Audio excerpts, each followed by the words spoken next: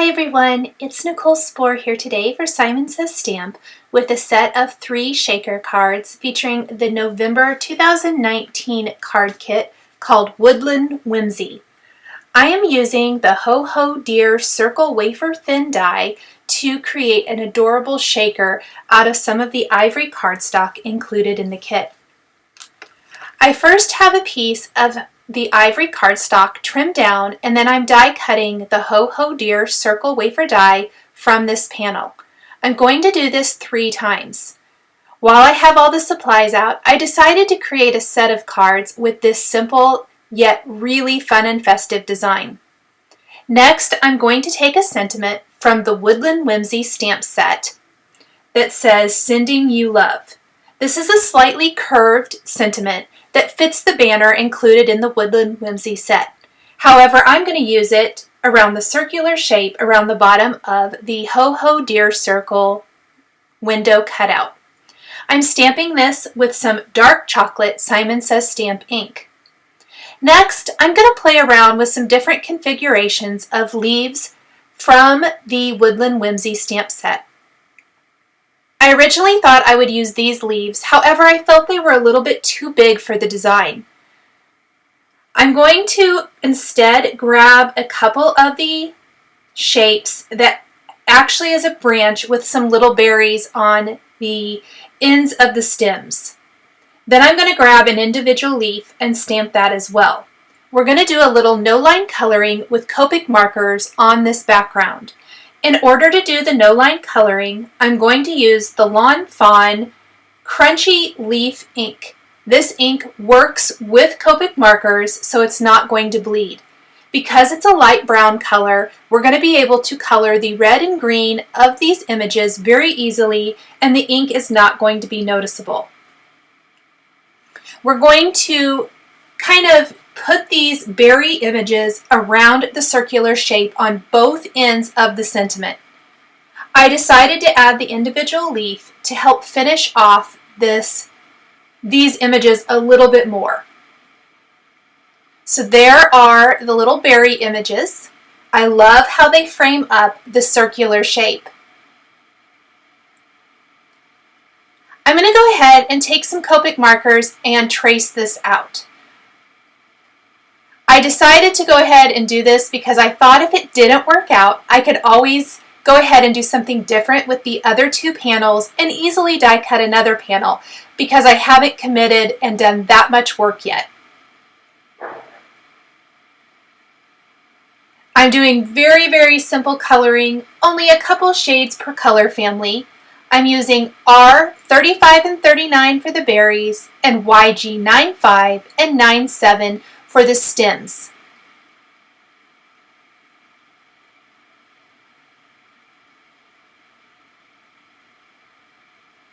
We'll also be coloring in the reindeer with Copic markers, so it's very consistent throughout the design. I'm going to go ahead and color in the antlers with E40 and E43. We'll color in the reindeer with E43, E44, and E47. I'll have to work a little bit to get those colors to blend because there's quite a huge difference between E47 and E43. However, it's worth the extra effort because I love how these colors look together. This is going to add so much interest and fun to our reindeer and make him the focal point of our card. We are going to make this reindeer Rudolph since we're going to use the red pom-poms included in the November kit to add texture, interest, and dimension to this adorable reindeer. I'm just adding additional color to my reindeer with my darker Copic markers. The darker colors are concentrated around the edge of the design, and then it's lighter towards the center. I cut the design off where the circular opening starts. So I just kind of traced very lightly with my marker color there and then kept the color above that line. The Copic coloring of the branch and leaves around the opening and then the reindeer are going to coordinate and complement each other really well. That little individual leaf image is going to be perfect, and I think it's really going to finish off the branches nicely. I did stamp that on each end and then colored it in with Copic markers. I've also stamped Season's Greetings from the Clean Line Christmas stamp set using lipstick red and olive inks. I did this assembly line style for all 3 cards. The easiest way to do this is to mask off part of the sentiment with Post-it tape, ink it up with the red ink, ink it up with the red ink.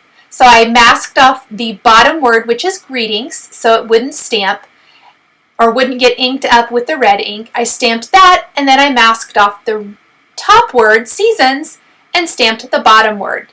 I did this for all 3 really quickly and easily, and I didn't worry about cleaning my stamp in between each. Because I'm using the Misty and I have it lined up in exactly the same place on all 3, I just masked it off so that I wasn't inking up one of the words with the wrong color of ink.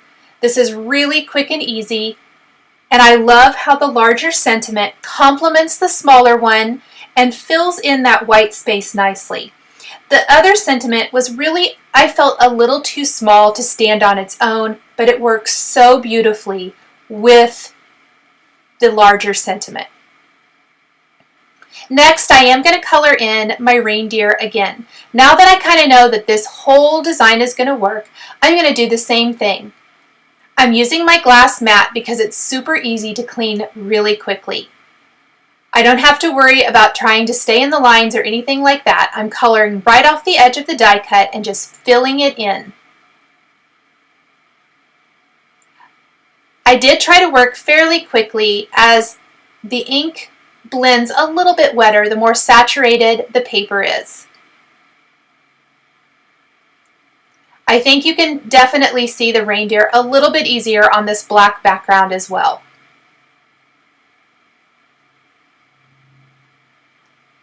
I also wanted to zoom in so you could see the coloring of the reindeer a little bit better than before.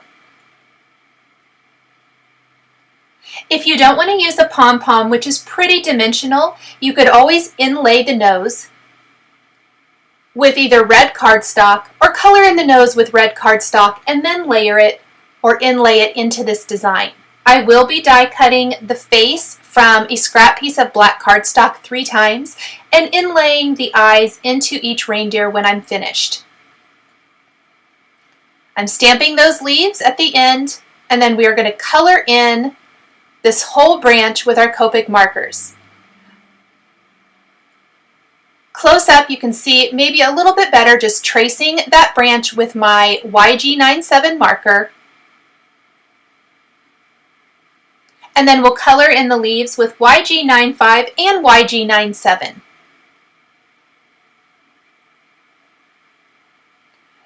That Lawn Fawn crunchy leaf outline basically disappears once you add the color.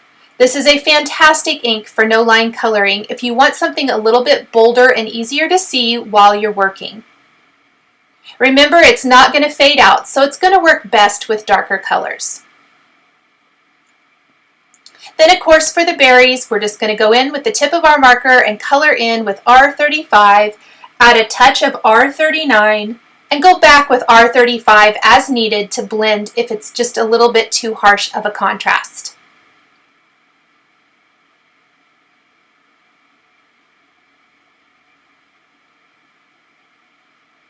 I love how these branches turned out and how they frame up the opening perfectly.